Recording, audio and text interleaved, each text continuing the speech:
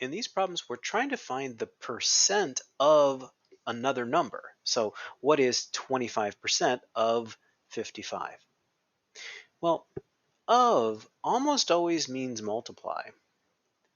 And when you multiply a percentage, you first have to convert it to a decimal. So we've got two steps to do here. One is to convert the percentage to a decimal, and the other is to multiply, and we'll have some decimal multiplication then.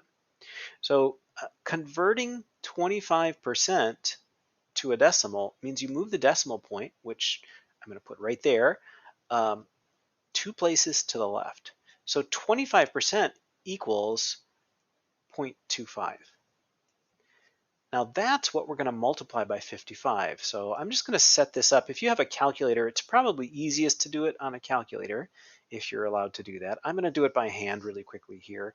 So 5 times 5 is 25.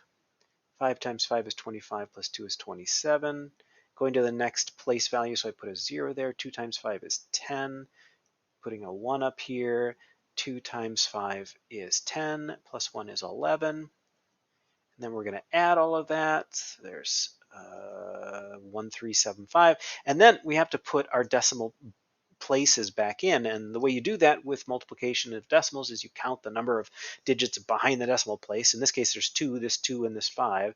So we've got to make sure there are 2 behind here, the 7 and the 5. So our answer is 13.75. And if I think about this for a second, 25% is 1/4. So about 1/4, or 55 divided by 4, it would be the same thing. That seems about like it's in the ballpark. So looks like a good answer to me. Let's try one more like this. So again, we're going to convert the percentage to a decimal.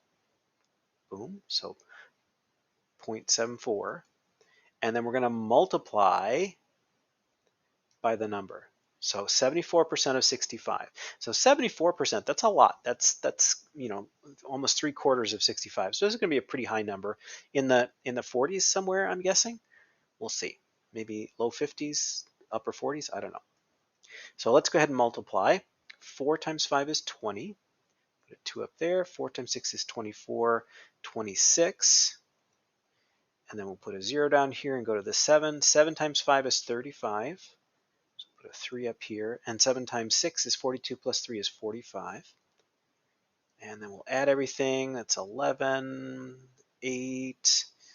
So we need 2 digits behind the decimal point, so there. So I've got 48.1. Well, and I don't actually have to write that trailing 0. It doesn't add any information. So 48.1, yeah, I was in the ballpark, the upper 40s on that one. So that is how to calculate the percentage of a number.